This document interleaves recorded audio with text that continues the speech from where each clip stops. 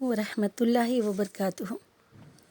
انشاءاللہ سارے حاجی وہاں پہ خیریت سے ہوں گے، اللہ سب کی حفاظت کرے۔ سب لوگ پہنچ گئے وہاں پہ الحمدللہ۔ ابھی سب کے ارکان شروع ہو جائے گے۔ ابھی سب لوگ جو نفلی طواف کر رہے ہیں، جو بھی وہ لوگ عبادات کر رہے ہیں، جس طریقے سے بھی اللہ تعالیٰ ان کی عبادت سب کو قبول کرے پروردگار۔ اللہ تعالیٰ جو حج پہ ہم نہیں جا سکے اس سال، تو اللہ تعالیٰ ان لوگوں کو بھی یہاں پہ جو بیٹھ کے ہم لوگ دعائیں کر رہے ہیں، جو عبادت چھوٹی موٹی ٹوٹی پھوٹی، اللہ اس سب کو قبول کرے، آمین۔ دیکھیے پھر اب مینا میں جائیں گے آپ لوگ، جو ابھی حاجی ہے وہ مینا میں جائیں گے نا، تو جو دوران رہتا ہے، جو سفر کے دوران ہے، وہ تلبیہ پڑھتے ہوئے کثرت سے پڑھتے رہیں، کثرت سے پڑھتے رہیں۔ ہر چیز کا، ہر ایکشن کا اجر ہے نا آپ لوگوں کے لیے، تو الحمدللہ اتنا اچھا موقع اللہ نے دیا ہے، تو ایسے موقع کو گنوانا نہیں چاہیے۔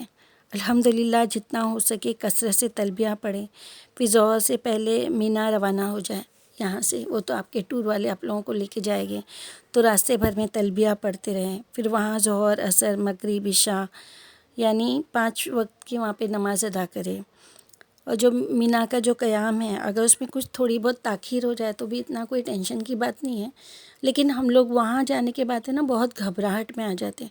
وہاں 10 لوگ ہوتے ہیں اور 10 طرح کی باتیں کرتے ہیں، ارے ایسے نہیں ہونا چاہیے تھا، ارے ایسے کیوں ہو گیا، یہ غلط ہے، یہ صحیح ہے۔ مطلب ہمیں سب کچھ معلوم ہوتے ہوئے بھی یہاں سے ہم لوگ پوری کلاس وغیرہ حج کی جوائن کر کے سب پورا معلومات حاصل کر کے جانے کے باوجود بھی ہم لوگ تھوڑے سے گھبرا جاتے ہیں، تو وہاں جا کے گھبرانا نہیں ہے۔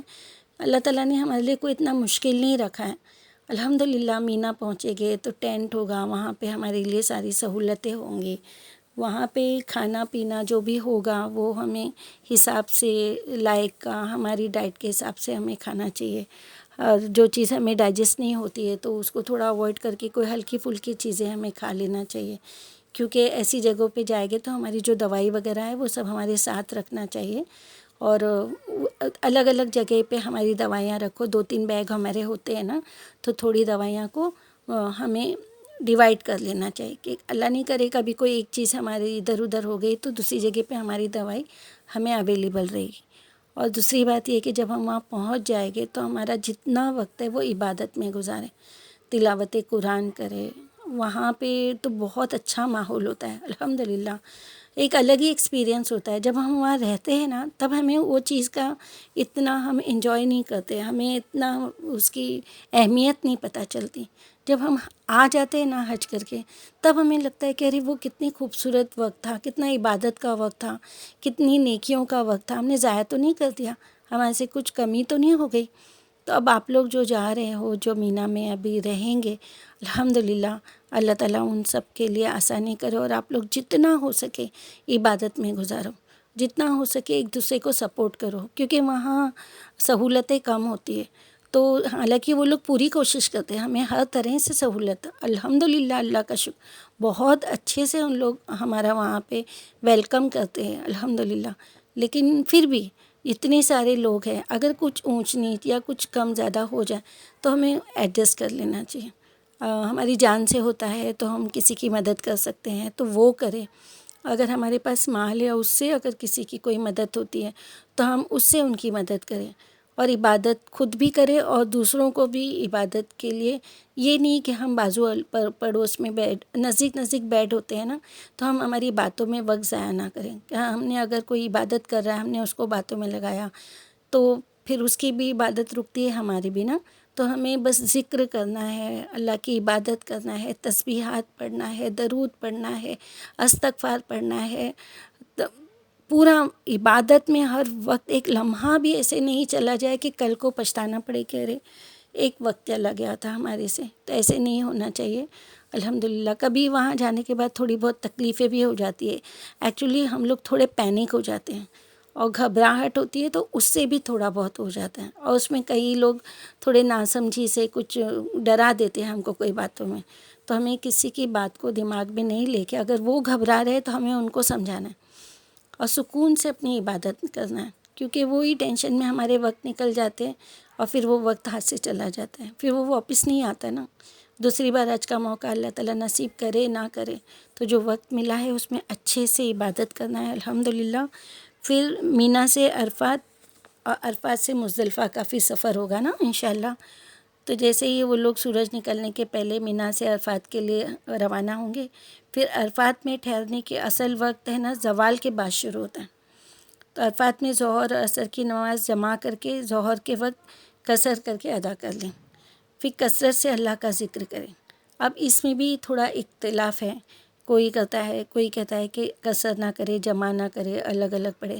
تو کسی سے کوئی بحث میں نہ لگے، آپ کو جیسے لگتا ہے ٹھیک اس طریقے سے اللہ کی عبادت میں کرے اور اس میں کسی سے بحث مباحثے میں نہ پڑے اور صرف اپنا وقت عبادت میں اور دعا میں نکالے. کیونکہ وہاں کبھی اتنی دعائیں اللہ تعالیٰ اتنی مغفرت کسی کی نہیں کرتا جتنی عرفات کے میدان میں ہوتی ہے. تو الحمدللہ اللہ تعالیٰ ایسا موقع دے رہا ہے تو وہاں جتنا ہو سکے کثرت سے استغفار پڑھے، دعائیں مانگے. جو دعا مانگیں گے انشاءاللہ تعالیٰ اللہ وہ ضرور قبول کرے گا.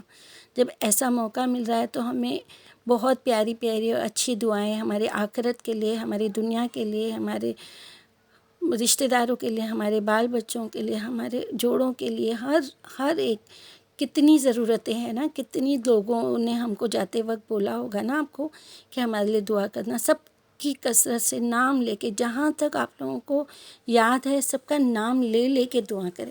ایک دعا تو ہوتی ہے کہ ہر مومن مومنات، ہر مسلم مسلمات اللہ سب کی دعائیں قبول کر. اللہ تعالیٰ جس نے جو دعا کے لیے بولا ہے ان کی نیت تو جانتا ہے. اللہ تعالیٰ ان سب کی جائز دعائیں تمنائیں پوری کر. لیکن یہ تو ہے یہ اجتماعی دعا، لیکن جب وہ ہم جس نے ہم کو بولا ان کا نام لے لے کے اگر ہم کو ان کی حاجت پتہ ہے یا نہیں بھی پتہ ہے تو فلانے کا نام لے کے آپ بولو کہ میری پڑوس میں تھے انہوں نے یہ کہا ہے، میرے رشتے میں تھے انہوں نے یہ کہا ہے، میری بہن، میری ماں، میرے شوہر، جو ہے سب کے لیے کثرت سے نام لے کے آپ دعا کریں. انشاءاللہ تعالیٰ دیکھیے آپ کے حج آنے کے واپس لوٹنے تک اللہ تعالیٰ بہت ساری دعائیں پہلے ہی قبول کر چکا ہوگا انشاءاللہ. اتنا اچھا موقع اللہ پاک دے رہا ہے تو دعاؤں میں ہم لوگ کبھی غافل ہو جاتے ہیں کیونکہ تھکے ہوئے رہتے ہیں نا. تو کبھی کسی کو نیند آ جاتی ہے، کوئی تھک جاتا ہے تو لیٹا رہتا ہے، نہیں پڑھ پاتا. تو نہیں، اگر تھک بھی گئے لیٹے لیٹے دعا کریں. اور موسٹلی تو عرفات کے میدان میں آسمان کے نیچے کھڑے رہ کے خاص کر سب دعا کرتے ہیں تو اس میں بھی شامل ہو، اجتماعی دعا میں بھی شامل ہو، خود کی بھی دعائیں کرے، خود سے اکیلے بھی کھڑے رہ کے اللہ سے دعا کرے، اللہ کا ذکر کرے اور قبلہ رخ ہو کے خوب دعائیں کرے، قبلہ کی طرف منہ کر کے خوب دعائیں کرے، اپنے دین اور دنیا کی بھلائی مانگے. اور یہ پورا وقت ذکر اور دعا کے لیے ہے نا وہاں پہ، کیونکہ وہاں کی دعا قبول ہوتی ہے الحمدللہ انشاءاللہ. اللہ نے ایسا موقع دیا ہے، پھر یہ موقع ملے نہ ملے نا تو سب بہت جتنا ہو سکے ذکر کرے، اللہ کی عبادت کرے اور دعائیں مانگے. پھر سورج غروب ہونے تک میدان عرفات میں قیام کرنا ضروری ہے. اس کے بعد غروب آفتاب سے پہلے عرفات نہیں چھوڑنا ہے. اب کیا ہوتا ہے کبھی کبھی یہ جو گروپ والے ہوتے ہیں وہ ہمیں تھوڑا پہلے ہی ریڈی کر دیتے ہیں تو اس میں بھی پھر وہاں پہ بحث مباحثہ شروع ہوتا ہے کہ ابھی نہیں نکلنا ہے، مغرب بعد نکلنا ہے. ہم لوگ بھی تھوڑے کنفیوز ہو گئے تھے، تھوڑا ہم لوگوں کو پہلے نکال رہے تھے، لیکن جب وہ نکلتے وہ تیاری کرتے وہ ہو ہی جاتا ہے، غروب ہو ہی جاتا ہے آفتاب. تو شاید ان لوگوں کو پتہ ہوگا تو جو سہولت ہے اس حساب سے اللہ سے یہ دعا مانگے کہ اللہ تعالیٰ ہم نہیں جانتے اللہ تعالیٰ کیا غلط ہے کیا صحیح، ہم تو تیرے گناہ گار بندے ہیں نا اللہ پاک. ابھی جو بھی یہاں کے ارکان ہیں اس میں کچھ اونچ نیچ ہو گئے، کچھ آگے پیچھے ہو گیا، اللہ تعالیٰ تو قبول کرنے والا ہے، اللہ تعالیٰ تو معاف کرنے والا ہے، اللہ تعالیٰ تو قبول فرما لینا. اللہ تعالیٰ اب ہمارے ہاتھ میں نہیں ہے، ہم کو گروپ کے ساتھ نکلنا ہے نا.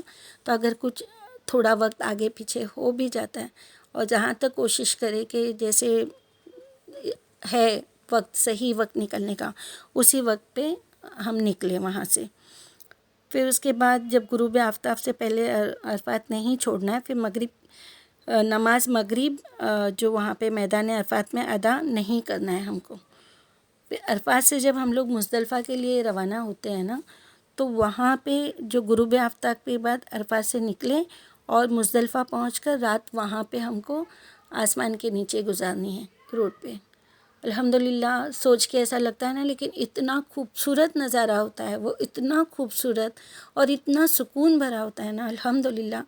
کیوں اللہ تعالیٰ نے ہمیں یہ ارکان اگر کرنے کو کہا ہے، اس کے لیے ہمیں جو اللہ تعالیٰ وہاں پہ لے کے جاتا ہے تو ہمیں جو سکون دیتا ہے نا، وہاں جو اتنا اچھا لگتا ہے نا کہ ہمیں ہر چیز کا پتہ چلتا ہے. جب وہاں بیٹھتے ہیں روڈ پہ، کوئی بات کی تکلیف نہیں ہوتی، آسمان کے نیچے بیٹھے رہتے ہیں، کھلے آسمان کے نیچے سوتے ہیں، تو وہاں سکون ایک الگ ہی سکون ہوتا ہے. جو ہم یہاں پہ اگر 1-2 گھنٹہ باہر بیٹھے آدھی رات کو تو ہماری کیا حالت ہوگی نا، لیکن وہ مزدلفہ کی وہ خوبصورتی، وہ وہاں کا سکون، وہ الگ ہی ایک سکون ہے. پھر وہاں پہنچ کر سب سے پہلے مغرب اور عشاء کی جو نمازیں ہیں وہ جمع کر کے ہمیں پڑھنا ہے. پھر جب نمازیں جمع کی جائیں تو ان کے درمیان نفل پڑھی جائے. پھر طلوع فجر، جو فجر کے بعد ہے نا، اول وقت میں فجر کی نماز ادا کرے، پھر اللہ کا ذکر کرتے رہیں اور سورج نکلنے سے پہلے مزدلفہ سے مینا کے لیے روانہ ہو جائے. اور راستے میں کسی بھی جگہ سے کنکریاں لے لیں، 7 کنکریاں. تو وہ اللہ تعالیٰ، وہ جو مزدلفہ کا سفر ہے، وہ جو خوبصورت ہے، وہ جو سکون ہے، دیکھیے آپ وہاں جاؤ، وہاں کا بس ہمیں ہے نا گھبرانا نہیں ہے. کبھی ہو سکتا ہے کہ ہمارے جو گروپ ہے، ہمارے جیسے کبھی ہم لوگ پوری فیملی گئی، کبھی ہم میاں بیوی گئے، تو کبھی ایک آگے چلا گیا، دوسرا دوسری بس میں چلا گیا، اور کبھی الگ الگ جگہ پہ بھی مزدلفہ میں رکنا پڑ جاتا ہے. کبھی اللہ نہیں کرے کسی کے ساتھ ہو، لیکن ایسا ہوتا ہے تو گھبرائے نہیں. وہ بعد میں پھر جب مزدلفہ سے مینا کے لیے نکلتے ہیں نا، تو وہاں پہ پھر وہ ٹور والے ان کو پہنچا دیتے ہیں. نہیں تو وہاں پہ بہت سارے گائیڈ کرنے والے بھی ہوتے ہیں. پھر 10 ذی الحجہ کو ہمیں کیا کرنا ہے کہ ان سب کاموں کی ترتیب میں اگر آپ آگے پیچھے بھی ہو جائے تو کوئی حرج نہیں ہے، لیکن ترتیب کے مطابق ہے نا آپ یہ کرنے کی کوشش کریں. مزدلفہ سے جب مینا پہنچ کر سب سے پہلے جمرہ عقبہ، جو بڑا والا شیطان ہے، تو ایک ایک کر کے 7 کنکریاں مارے، اور ہر کنکری مارتے وقت اللہ اکبر کہیں. اور کنکریاں مارنے کا وقت غروب آفتاب تک ہے. پھر قربانی، پھر سر کے بال کٹانا ہے، احرام کھول دے. اب احرام کی تمام پابندیاں ہم سے ختم ہو جائیں گی، ہے نا. اور اس کے بعد پھر اگر ممکن ہو تو مکہ مکرمہ جا کر بیت اللہ کا طواف کرے، اور اس کے بعد سعی کریں، ہے نا. پھر یہ طواف ایام تشریق کے دوران کسی بھی دن کر سکتے ہیں. اور طواف زیارت کا افضل وقت، طواف جو زیارت ہے اس کا افضل وقت 10ویں ذی الحجہ کو ہے، کہ جس دن ہم رمی کریں، اس کے بعد میں کنکری مارنے کے بعد ہم لوگ طواف زیارت کریں. اور اس کے بعد جو ہے وہ احرام کی تمام پابندیاں ختم ہو جاتی ہیں. اور صرف اس میں ہے کہ جو میاں بیوی ہے وہ ساتھ میں وہ نہیں رہے، اگر ساتھ میں بھی رہتے ہیں تو وہ لوگ مباشرت نہ کریں. پھر 11ویں ذی الحجہ کو مینا میں رہتے ہوئے تینوں جمرات کی رمی زوال آفتاب کے بعد سے غروب آفتاب تک اس طریقے سے کرے کہ جمرہ اولا کی جو رمی ہے نا، جس میں کنکری مارنا ہے، تو اس میں 7 کنکریاں ایک ایک کر کے جمرے پر مارے، اور ہر کنکری مارتے وقت اللہ اکبر کہیں. رمی کے بعد جو وہاں سے وہ جو مجمع رہتا ہے، جو گروپ رہتا ہے، گردی رہتی ہے، وہاں سے تھوڑا ہٹ کر قبلہ رخ ہو کر دعا مانگے. دیکھیے وہاں کی بھی دعا قبولیت، وہاں کے وقت اس جگہ کی بھی دعا کی قبولیت ہے الحمدللہ. پھر اس کے بعد میں جمرہ وسطیٰ کی جو رمی ہے اس میں بالکل اسی طرح کرے جیسے پہلے والے کو کیے تھے. 7 کنکری مارے، اللہ اکبر کہے، اور مجمع سے ہٹ کر قبلہ رخ ہو کر دعا مانگے اللہ سبحانہ و تعالیٰ سے. پھر جمرہ عقبہ کی رمی جو ہے نا لاسٹ میں، اس میں 7 کنکریاں اس طرح مارے جس طرح پہلے 2 جمرات کو ماری، اسی طرح، لیکن اس رمی کے بعد دعا نہ کرے کیونکہ یہ سنت سے ثابت نہیں ہے. وہ دونوں کے بعد قبلہ رخ ہو کے دعا مانگنا ہے. اور جمرہ عقبہ کی رمی ہے نا جہاں پہ کنکری مارنا ہے، وہاں پہ دعا کرنے کا سنت سے ثابت نہیں ہے. تو اس کے باقی اوقات اپنے ٹھہرنے کی جگہ ذکر، تلاوت، دعائیں، وہ سب مشغول رہے. لا یعنی اور جو غلط باتیں ہیں، جو لغو باتیں ہیں، ان چیزوں سے ذرا پرہیز کریں. کسی کی برائی، کوئی غلط بات، کچھ غلط سوچ، کچھ بھی نہ کریں، کوئی غلط کام کرنے کوئی دماغ میں بھی نہیں آتا ہے پہلی بات تو وہاں پہ، اور اگر ایسا اللہ نہ کرے ہو تو ایسی چیزوں سے پرہیز کریں۔ پھر جو 12 ذی الحجہ ہوتا ہے، اگر قربانی یا طواف زیارت 10 یا 11 یا ذی الحجہ کو نہ کر سکے ہوں تو اس دن کر لیں۔ پھر زوال آفتاب کے بعد تینوں جمرات کی رمی اس طرح کرے جس طرح 11 ذی الحجہ کو آپ نے کی تھی۔ پھر اس کے بعد میں 13 ذی الحجہ کو مینا میں قیام نہیں کرنا ہے، جس کے کرنے یا نہ کرنے سے آپ کو اختیار ہے، اگر آپ رکنا چاہتے ہیں تو رکو، نہیں تو نہیں۔ تو کیا کرنا ہے، اگر قیام نہیں کرنا ہے تو غروب آفتاب سے پہلے مینا سے نکل جائیں، اور اگر 13 کی رات کو وہاں پہ قیام کر لیا آپ نے تو 13 کی صبح مینا میں ہوگی، تو پھر 13 تاریخ کی رمی کرنا آپ پہ واجب ہو جائے گا کہ پھر آپ کو وہ تینوں جمرات میں وہ رمی کرنا پڑے گا۔ پھر ان تمام دنوں میں رات مینا میں گزارنا واجب ہے۔ تو اس طرح سے یہ ہمارا جو آپ کا جو حج ہے وہ انشاءاللہ کمپلیٹ ہوگا، اور اس میں بس ایک ہی چیز ہے کہ سکون سے کرے، ذکر اذکار کرے، اور زیادہ جلد بازی یا زیادہ ٹینشن لے کے نہ کرے، سکون سے کرے۔ بہت سارے لوگ گھبراہٹ دلا دیتے، بہت ساری باتیں، کبھی طبیعت خراب ہوتی تو ہم تھوڑے ڈر جاتے ہیں کہ اب طبیعت خراب ہو گئی، کبھی کچھ ہوا، ایسے کچھ نہیں ہوگا، وہاں اللہ حفاظت کرنے والا ہے، اللہ کے مہمان بن کر گئے ہیں، اللہ سبحانہ و تعالیٰ سب کی حفاظت کرنے والا ہے انشاءاللہ تعالیٰ۔ آپ لوگوں کو اللہ نے موقع دیا ہے، اتنا مبارک مہینہ آپ لوگوں کو وہاں حج کرنے کو نصیب ہوا ہے، الحمدللہ الحمدللہ الحمدللہ۔ اللہ سبحانہ و تعالیٰ سب کے حج کو مقبول و مبرور کرے، اللہ تعالیٰ ان کے بال بچوں کے پاس ان کو اپنی خیر و عافیت سے لے کے آئیں، آنے کے بعد اللہ تعالیٰ نیکی کرنے کی نیک توفیق اور ہدایت دے، اللہ تعالیٰ گناہوں سے دور رکھے، اللہ پاک ہر آفت بلا مصیبت سے بچائے۔ اور آپ لوگ وہاں پہ ہے تو آپ لوگ ہر مومنات، ہر مسلمات سب کے لیے دعا کریں۔ دیکھیں جو دوسروں کے لیے دعا کرتا ہے تو اللہ تعالیٰ وہ اپنے لیے بھی قبول کرتا ہے نا، تو ہر کسی کے لیے دعا کریں، اور اللہ تعالیٰ آپ لوگوں کا حج مقبول کرے، مبرور کرے، اور جو حج کو نہیں جا سکے ان کے لیے اللہ تعالیٰ آسانیاں کرے انشاءاللہ اگلے سال۔ اور بھی جو لوگ نہیں جا چکے ہیں اللہ تعالیٰ ان کو بھی، اور جو جا چکے ہیں جو پھر ارمان رکھ رہے ہیں، حیثیت ہے، اللہ تعالیٰ ان کو بھی کرائیں۔ اللہ پاک سب کی نیک تمناؤں اور دعاؤں کو قبول کرے، آمین یا رب العالمین۔ السلام علیکم ورحمۃ اللہ وبرکاتہ۔